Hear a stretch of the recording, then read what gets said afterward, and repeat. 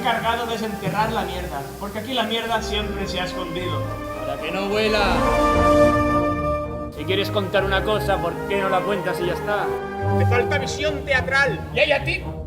¡Las dos Españas! Acabamos de desenterrarlas. ¡Españas! La una y la otra. Como los toros y los toreros. Unos sin los otros no existirían.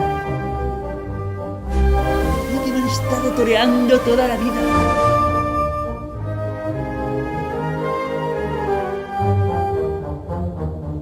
Los cuernos y los cojones para las ocasiones.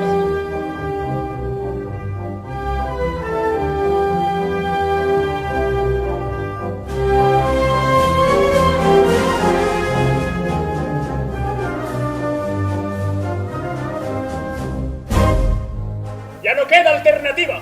¡Siempre! ¡Siempre hay alternativa! ¡Oh!